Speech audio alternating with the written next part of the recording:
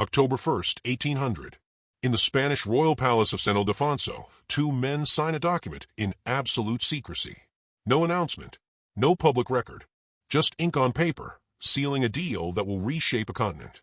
France has just reclaimed Louisiana, not through conquest, not through diplomacy visible to the world, through a backroom bargain carved between First Consul Napoleon Bonaparte and a weakened Spanish crown desperate to stay in France's good graces.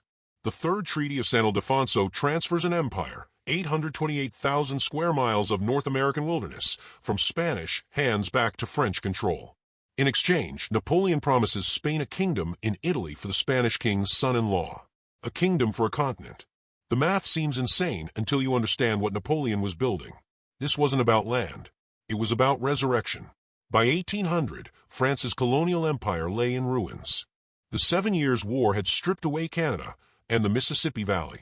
The French Revolution had convulsed the nation in blood and chaos for over a decade. Wars with Britain, Austria, and a coalition of European monarchies had drained the treasury and left France surrounded by enemies. But Napoleon Bonaparte, brilliant, ruthless, relentlessly ambitious, saw opportunity in the wreckage. He envisioned a new French empire in the Americas, one that would rival anything Europe had ever built. An empire of sugar, coffee, and slaves. An empire that would make France the dominant economic power in the Western Hemisphere. At the heart of this vision was Saint-Domingue. Today we call it Haiti. In 1800, it was the single most profitable colony on Earth. The jewel in France's mercantile crown. Saint-Domingue produced 40% of all the sugar consumed in Europe. 60% of all the coffee. The wealth flowing from that island's plantations was staggering, more valuable than all 13 original American colonies combined. French merchants grew obscenely rich. Paris and Bordeaux glittered with money made from Caribbean soil, soaked in the blood and sweat of 500,000 enslaved Africans working under conditions so brutal that 1/3 died within 3 years of arrival. It didn't matter.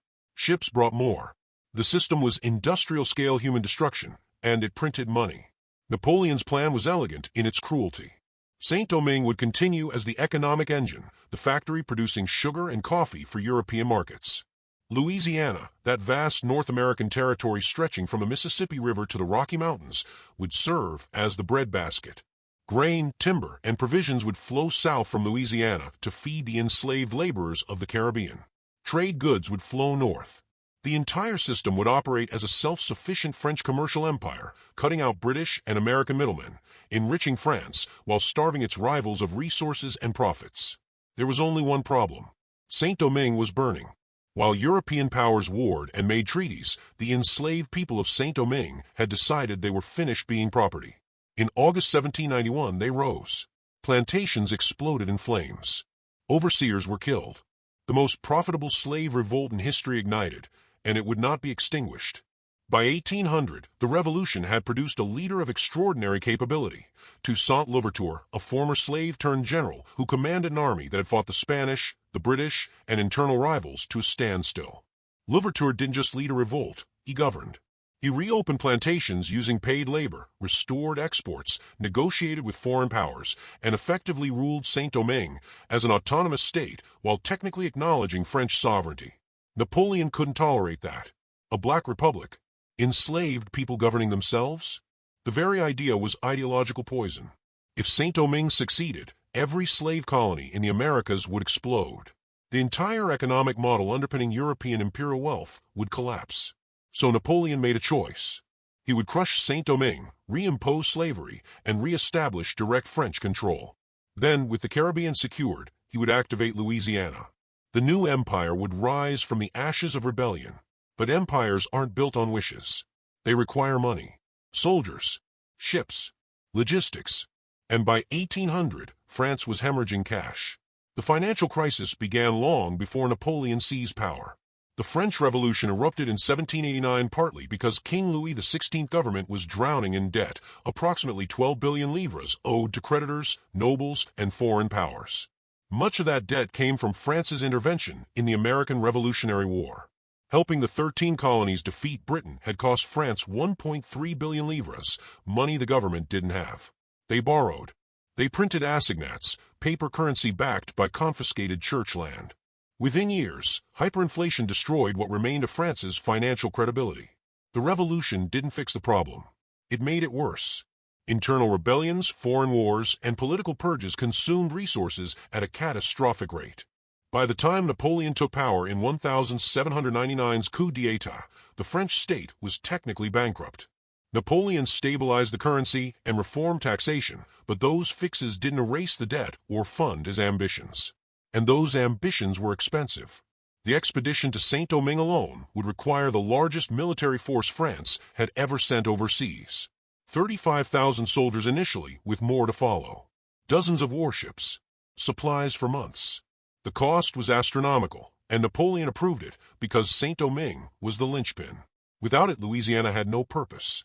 Meanwhile, Napoleon played the diplomatic game. The Treaty of Luneville, signed with Austria in February 1801, ended the War of the Second Coalition and gave France control over Belgium and the left bank of the Rhine. Months later, in March 1802, Napoleon signed the Peace of Amiens with Britain, temporarily halting hostilities that had raged for nearly a decade. For the first time since the Revolution began, Europe was at peace. It wouldn't last. Both sides knew it. The Peace of Amiens was a ceasefire, not a reconciliation. Britain and France remained existential enemies. Napoleon used the peace to regroup and plan. British Prime Minister Henry Addington's government used it to prepare for the next round. Everyone understood war would return. The only question was when, and that meant Napoleon needed money. Desperately.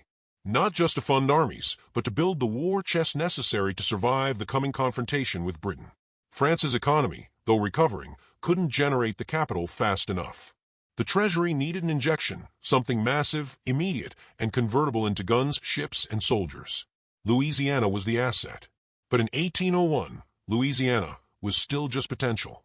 It was the promise of future value, a vast wilderness inhabited by native tribes, French settlers, Spanish administrators, and American frontiersmen with no loyalty to Paris. Turning that territory into productive colonial land would require money, settlers, infrastructure, and military garrisons. France didn't have those resources. Not yet. First, they had to secure Saint-Domingue. Because without Saint-Domingue, Louisiana was worthless. February 1802.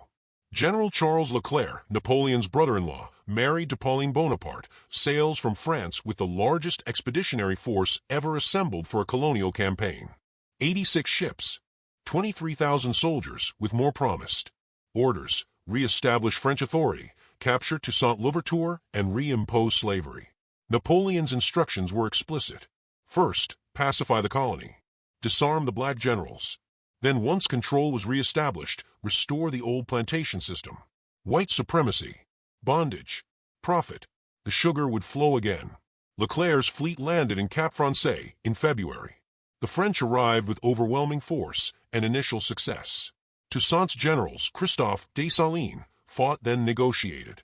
By May, Toussaint himself surrendered under a promise of peace.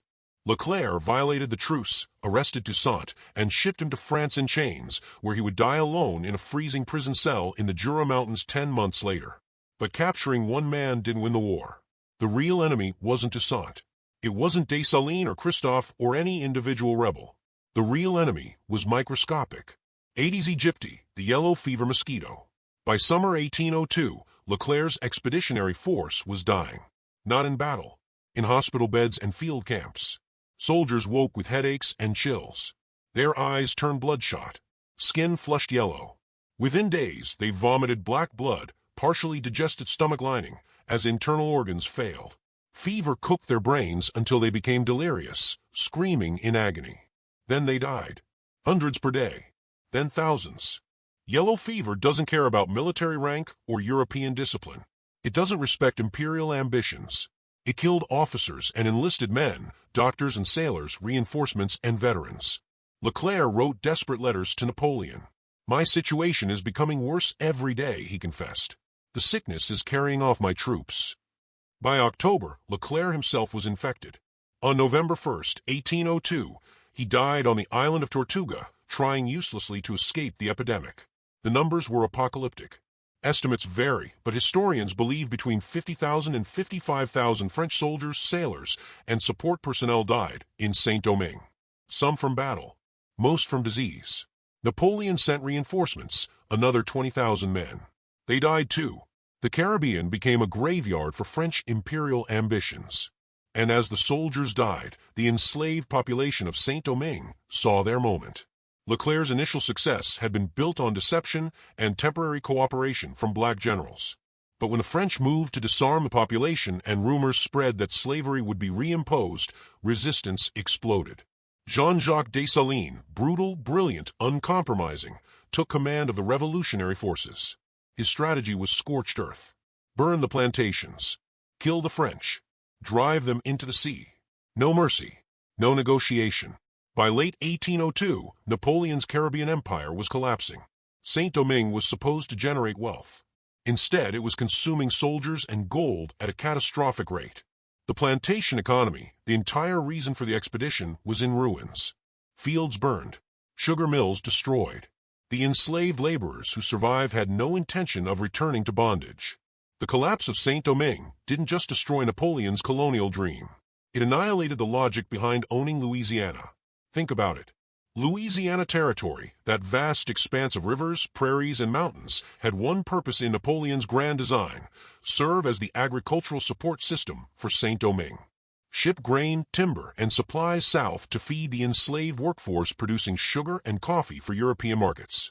Louisiana would anchor the northern end of a French commercial empire spanning the Gulf of Mexico and the Caribbean. But with Saint-Domingue gone, Louisiana became a massive liability. A territory requiring garrisons, administrators, and infrastructure investment, costing money, generating nothing. Worse, it was vulnerable. British naval power dominated the Atlantic. France couldn't defend Louisiana from a determined British attack. And Britain would attack the moment war resumed. Everyone knew peace wouldn't last. The Treaty of Amiens, signed in March 1802, was already disintegrating by early 1803. British newspapers screamed about French expansion in Europe. Napoleon's annexation of Piedmont and his increasing influence in Switzerland and the Netherlands violated the spirit, if not the letter, of Amiens. Meanwhile, Britain refused to evacuate Malta as the treaty required, using French aggression as justification. War was coming. Again. And Napoleon needed money to fight it. France's treasury had improved since the chaos of the Revolutionary years, but the government still operated on borrowed time and borrowed money. Napoleon's reforms, stabilizing the franc, establishing the Bank of France, reforming tax collection, had restored some economic functionality. But those measures didn't erase the fundamental problem. France had been at war almost continuously since 1792. Wars consume gold faster than any economy can produce it. Armies need pay, equipment, food, ammunition. Navies require ships, sailors, dockyards, and supply chains. Napoleon's ambitions in Europe demanded a war chest large enough to sustain campaigns against multiple coalition enemies simultaneously. Louisiana couldn't help. It was a strategic burden. A colonial white elephant eating resources while producing nothing. Worse, if Napoleon tried to hold it, the British would seize it the moment war resumed. Then France would lose Louisiana and get nothing in return. Better to sell it now while it still had value. Convert land into liquid capital. Trade a distant wilderness for gold that could be transformed into soldiers and ships. There was another factor. A dangerous one. The United States. American settlers were flooding west. Tens of thousands of farmers depended on the Mississippi River to move crops to market. New Orleans controlled access to the Gulf of Mexico, the artery connecting the American interior to global trade. President Thomas Jefferson understood that whoever controlled New Orleans controlled the economic future of half the American Republic. And Jefferson had zero intention of letting a powerful European empire sit on America's western border. Jefferson had been alarmed when he learned, through diplomatic channels and newspaper reports, that Spain had secretly ceded Louisiana back to France. Spain was weak, declining, non-threatening. France under Napoleon was the opposite. Jefferson wrote to Robert Livingston, U.S. Minister to France, in April 1802, "The day that France takes possession of New Orleans, we must marry ourselves to the British fleet and nation." The message was clear.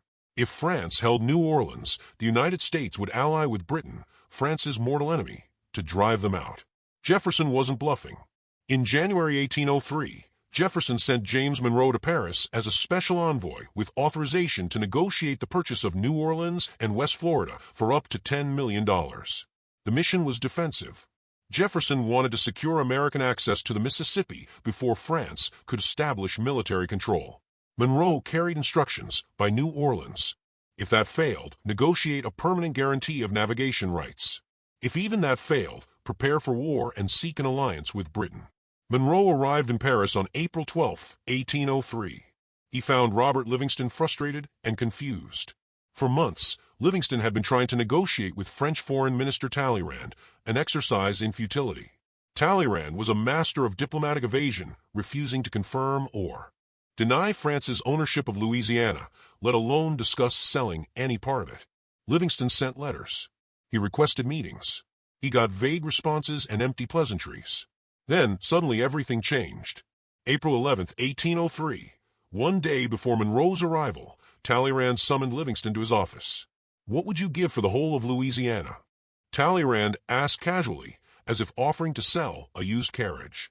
Livingston was stunned. The whole territory? He'd been authorized to buy a port city. Now France was offering an empire. He stammered a response, trying to mask his shock. Talleyrand smiled, cryptic as always, and suggested Livingston think about it. What had happened? Why did Napoleon suddenly reverse course? The answer was simple: desperation. By April 1803, Napoleon knew the situation in Saint-Domingue was hopeless. The military expedition had failed catastrophically. Dessalines and his forces controlled most of the island. The French were trapped in coastal enclaves, dying of fever, running out of supplies. Napoleon would eventually withdraw the last French soldiers in November 1803, abandoning the colony entirely. On January 1, 1804, Dessalines would declare Haiti an independent nation, the first black republic in history, born from the only successful slave revolt in the Americas. But Napoleon didn't need to wait until 1804 to understand he'd lost. By early 1803, it was obvious. Saint-Domingue was gone, and without it, Louisiana had no strategic value. Keeping Louisiana meant spending money to defend a territory that generated no revenue and would inevitably fall to Britain or the United States the moment war resumed. Better to sell. Sell now, while the Americans were desperate and willing to pay cash. Napoleon made the decision in April 1803, overruling advisors who thought he was insane to sell such a vast territory for so little. But Napoleon understood the territory wasn't the asset. The money was the asset. $15 million, approximately 80 million francs, in immediate, liquid capital. Money that could be converted into warships, cannons, uniforms, muskets, gunpowder, and pay for hundreds of thousands of soldiers. Napoleon was preparing for total war with Britain. He needed every franc. François Barbe-Marbois, Napoleon's finance minister, handled the details. On April 11th, the same day Talleyrand approached Livingston, Barbe-Marbois met with Livingston and made the formal offer. The entire Louisiana territory, not just New Orleans. Everything from the Mississippi River to the Rocky Mountains, from the Gulf of Mexico to the Canadian border. 828,000 square miles. For $15 million. Livingston's mind raced. He had no authority to negotiate a deal this large. Jefferson's instructions covered purchasing New Orleans, maybe West Florida, if the price was right. But the entire territory? That was beyond his mandate. Monroe hadn't even officially presented his credentials yet. They had no legal authority to accept this offer. They accepted anyway. Livingston and Monroe understood the opportunity would evaporate if they hesitated. Napoleon was impulsive. The geopolitical situation was unstable. War could restart any day. If they said, "We need to write to Washington for instructions," the deal would collapse. France would either rescind the offer or lose Louisiana to British seizure before Jefferson could respond. So they negotiated. The price, $15 million, broke down into two parts. 60 million francs, $11.25 million, went directly to France. 20 million francs, $3.75 million, was earmarked to settle claims by American citizens against France for ship seizures and unpaid debts dating back to the Quasi-War of 1798 to 1800. In effect, the United States paid France $11 million in cash and forgave nearly $4 million in debts. For Napoleon, it was barely enough, but it was something. And something immediate was better than nothing eventual. For the United States, it was the deal of the millennium. $15 million for 828,000 square miles works out to roughly 4 cents per acre.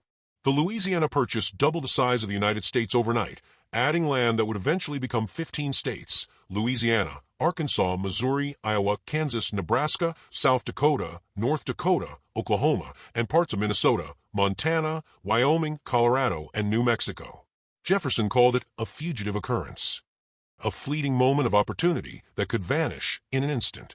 He was right. But why was it fleeting? Because Napoleon's decision to sell wasn't strategic foresight. It was financial panic. France was staring into the abyss. Let's talk numbers. By 1803, France's national debt had climbed back toward catastrophic levels. Exact figures are disputed, but estimates suggest the French government owed somewhere between 4 and 6 billion francs.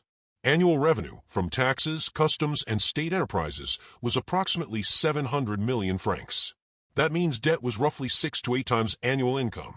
For comparison, imagine earning $50,000 a year while owing $400,000. You're not bankrupt yet, but you're one crisis away from collapse. Napoleon's military spending made the situation worse. Maintaining a peacetime army of over 200,000 men cost hundreds of millions annually. Preparing for the next war, building ships, stockpiling weapons, paying officer salaries, cost even more. Napoleon was simultaneously trying to suppress rebellion in Saint-Domingue, intimidate European rivals, and prepare for the inevitable resumption of war with Britain. All of it required money France didn't have. The Saint-Domingue disaster made the financial crisis acute. The expedition had cost an estimated 100 million francs and achieved nothing except the death of 50,000 Frenchmen. That's 100 million francs burned in the Caribbean, producing zero return. Worse, Saint-Domingue had been generating approximately 30 million francs annually in customs duties and taxes before the Revolution. That revenue was gone. Forever. Napoleon needed an immediate cash infusion to stabilize the treasury and fund the coming war. Selling Louisiana provided exactly that, 80 million francs paid in hard currency and debt relief. Was it enough? No. 80 million francs barely covered the cost of one major military campaign. But was enough to matter? Enough to purchase ships from Dutch shipyards. Enough to pay soldiers through the next 6 months. Enough to keep the financial system from collapsing while Napoleon maneuvered Europe toward another war. Critics in Napoleon's government were horrified. Talleyrand, despite presenting the offer to Livingston, privately thought selling Louisiana was a strategic catastrophe. France was giving up a foothold in North America, empowering a potential future rival, and surrendering vast territory for a fraction of its potential value. Napoleon didn't care about potential value. He cared about survival. And selling Louisiana was a survival move. The negotiations moved fast. Barbe Marbois, Livingston, and Monroe worked through April, hammering out treaty language, clarifying borders, and finalizing financial terms. The borders were deliberately vague. Nobody knew exactly what Louisiana encompassed. France had never formally taken possession from Spain. The Spanish never clearly defined the territory's western boundaries. Was Texas included? The Rocky Mountains? The Oregon Territory? Nobody knew. The treaty used intentionally ambiguous language. The United States would receive Louisiana with the same extent that it now has in the hands of Spain, and that it had when France possessed it. That sentence clarified nothing, and everyone knew it. But both sides wanted the deal closed, so they ignored the ambiguity. On April 30th, 1803, the Louisiana Purchase Treaty was signed in Paris. Livingston reportedly said, "We have lived long, but this is the noblest work of our whole lives. The treaty which we have just signed has not been obtained by art or dictated by force, equally advantageous to the two contracting parties. It will change vast solitudes into flourishing districts. From this day the United States take their place among the powers of first rank." He was right, but his optimism glossed over a critical truth. The United States got the deal because France was desperate. Napoleon didn't sell Louisiana because he admired American republicanism or wanted to help Jefferson's agrarian vision. He sold it because he had no choice. Saint-Domingue's collapse destroyed the strategic logic of holding Louisiana. The imminent resumption of war with Britain made defending Louisiana impossible. The financial crisis made immediate cash more valuable than distant land. The Louisiana Purchase was a fire sale, an empire liquidating assets to survive. But the story doesn't end with the treaty signing. It gets more complicated, because once the treaty was signed, both sides had to ratify it, and that process revealed just how fragile the entire transaction was. In France, ratification was straightforward. Napoleon controlled the government. The legislature, weak and subservient, approved the treaty without serious opposition. Critics grumbled privately, but nobody dared challenge Bonaparte publicly. The treaty was ratified in France within weeks. In the United States, ratification was messier. Jefferson faced two problems. First, constitutional. The Constitution didn't explicitly grant the president or Congress the power to acquire territory. Jefferson, strict constructionist, advocate of limited federal power, had spent years arguing that the federal government could only exercise powers explicitly enumerated in the Constitution. Now he was asking Congress to approve a land purchase that doubled the size of a nation, using powers that didn't technically exist. His own allies pointed out the hypocrisy. Federalist opponents attacked the purchase as executive overreach. Jefferson agonized. He drafted constitutional amendments that would retroactively authorize the acquisition. But his advisors warned him that delay was dangerous. If Jefferson hesitated, Napoleon might change his mind. War with Britain could resume any day, invalidating the sale. Speed was essential. So Jefferson swallowed his principles and pushed the treaty through Congress without amending the Constitution. He argued, correctly, that the treaty-making power implied the ability to acquire territory.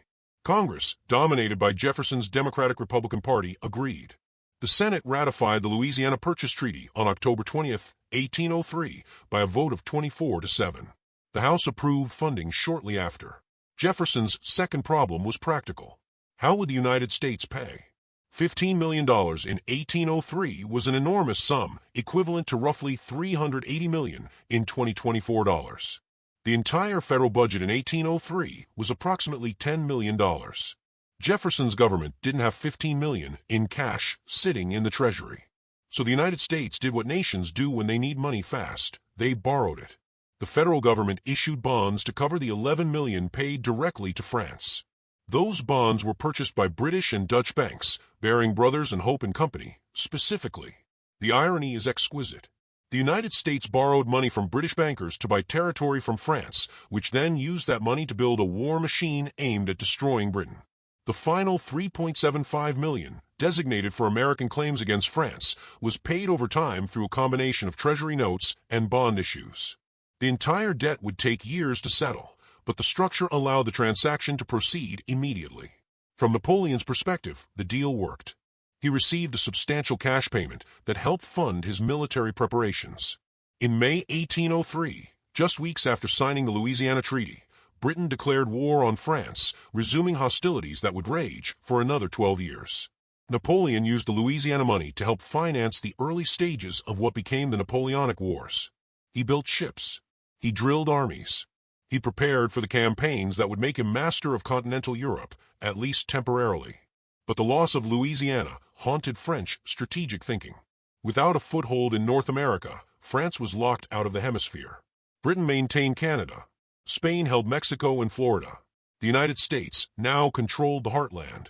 France's American empire, once stretching from Quebec to the Gulf of Mexico, was gone. Napoleon had traded it for short-term financial relief. The Louisiana Purchase created the United States as a continental power. But it did more than that. It revealed the brutal logic of imperial economics. Empires are expensive. They require constant investment, military, administrative, infrastructural. Colonies are only valuable if they generate revenue exceeding the cost of control. When that equation breaks, territories become liabilities. Saint-Domingue was supposed to be France's cash cow. Instead, it became a graveyard. 50,000 French soldiers dead. 100 million francs wasted. The plantation economy destroyed. And when Saint-Domingue collapsed, Louisiana lost its purpose. Napoleon wasn't selling land. He was cutting his losses. The Haitian Revolution, that desperate struggle by enslaved people to claim their freedom, didn't just create Haiti. It indirectly created the American West. Dessalines, Christophe, and the revolutionary armies who fought in the mountains and burned plantations weren't thinking about Missouri or Montana. They were fighting for survival. But their victory destroyed Napoleon's colonial strategy and forced France to sell Louisiana. In that sense, the Louisiana Purchase was as much a consequence of black resistance in Haiti as it was of Franco-American diplomacy. History textbooks don't usually frame it that way. The standard narrative celebrates Jefferson's bold vision, an American manifest destiny. And there's truth in that narrative. Jefferson did seize an opportunity, and the Purchase did shape American expansion. But the full story is darker and more complex. The Louisiana Purchase happened because an empire built on slavery collapsed when the enslaved fought back. It happened because yellow fever killed an army. It happened because Napoleon needed cash more than he needed land. It happened because debt and desperation forced a superpower to liquidate its assets. And that's the lesson. Empires that build wealth through exploitation create vulnerabilities. The more brutal the system, the more brittle it becomes. Saint-Domingue was the most profitable colony in the world until the people generating that profit decided they'd rather die free than live enslaved. When the system collapsed, the entire strategic house of cards fell with it. Napoleon understood power. He understood war. But he underestimated the will of people who had nothing left to lose. The Haitian Revolution taught Europe a lesson it tried desperately to forget. Systems built on subjugation cannot last. Eventually, the oppressed fight back. And when they do, they don't just change their own fate. They change the world. For Napoleon, that meant losing Louisiana. For the United States, it meant gaining half a continent. For Haiti, it meant independence, bought with the blood of hundreds of thousands of enslaved people who chose death over bondage. The Louisiana Purchase wasn't just a real estate transaction. It was a transfer of power shaped by violence, disease, and economic collapse. It was a monument to imperial overreach and the unintended consequences of exploitation. And it was proof that sometimes the most significant geopolitical shifts happen not because of grand strategy, but because everything went wrong. Napoleon sold Louisiana because he had to, because his army was dying in Haiti, because his treasury was empty, because Britain was waiting to devour any asset he couldn't defend, because holding a wilderness on the far side of the Atlantic made zero sense when your empire was bleeding gold. The debt France carried wasn't just financial. It was moral. It was strategic. It was the accumulated cost of centuries of exploitation, wars fought for wealth, colonies built on slavery, financial systems dependent on the destruction of human beings. And in 1803, that debt came due. France couldn't pay it. So Napoleon sold Louisiana, took the cash, and turned his attention back to Europe. He would win victories. He would crown himself emperor. He would dominate the continent for a decade. But he would never recover what he lost in the Caribbean. The dream of a French New World empire died in Haiti, in the fever swamps and burning plantations, where enslaved people proved that empires built on chains can be broken. And in Paris, in the spring of 1803, Napoleon signed a treaty that acknowledged that loss. He took $15 million and walked away from an empire. That's why France really sold Louisiana. Not because they were generous. Not because they admired American democracy. But because they were drowning in debt they couldn't escape, fighting wars they couldn't afford, and clinging to colonies they couldn't hold. Desperation, not vision, shaped the map of North America. And the United States, accidental beneficiary of France's catastrophic Caribbean failure, became a continental nation overnight, inheriting an empire that Napoleon couldn't keep and didn't want. History remembers the Louisiana Purchase as one of America's greatest achievements. And perhaps it was, but it's worth remembering how it happened. Not through American strength, but through French weakness. Not through diplomacy, but through disease. Not through planning, but through desperation. The Purchase was a fire sale. And the fire was burning in Haiti. The Louisiana Purchase changed the trajectory of American history. It gave the United States control over the Mississippi River and access to the Gulf of Mexico. It provided land for westward expansion that would take a century to fully settle. It made the United States a continental power with the resources to rival European empires. But it also created new crises. The question of whether new states carved from Louisiana would permit slavery ignited political conflicts that culminated in the Civil War 60 years later. Native American nations who'd lived on that land for millennia were displaced, massacred, and driven from their homes in the decades following the Purchase. The seeds of manifest destiny, the ideology that justified continental conquest, were planted in the Louisiana Treaty's vague borders and expansionist potential. For France, the loss of Louisiana marked the end of French ambitions in North America. Napoleon would never return to the hemisphere. He focused on Europe, conquering and losing an empire on battlefields from Spain to Russia. By 1815, Napoleon was defeated, exiled, and France was diminished. The Louisiana sale haunted French strategists for generations, a reminder that imperial overreach and financial mismanagement can cost empires everything. For Haiti, independence came at a staggering price. France eventually demanded reparations, 150 million francs, later reduced to 90 million, for the theft of French property, meaning the enslaved people who freed themselves. Haiti paid that debt for over a century, crippling the nation's economy and locking it into poverty. The Haitian Revolution succeeded in winning freedom, but France ensured that freedom came with an impossible bill. The Louisiana Purchase is often celebrated as a triumph of American diplomacy, and in a narrow sense it was. Livingston and Monroe seized an opportunity and executed the deal brilliantly. But the deeper story is about systems collapsing under their own contradictions. Empires built on exploitation, economies dependent on slavery, wars funded by debt, strategic ambitions outpacing financial capacity. Napoleon sold Louisiana because the whole rotten system fell apart. Yellow fever, rebellion, debt, desperation. That's the real story. Not the myth of visionary leadership or manifest destiny, but the cold reality of imperial collapse and fire sale liquidation. Empires end not with a bang, but with a treaty signed in haste, selling off assets they can no longer afford to keep. If you want to understand how history really works, how power shifts, how empires crumble, how the map gets redrawn, subscribe to the channel.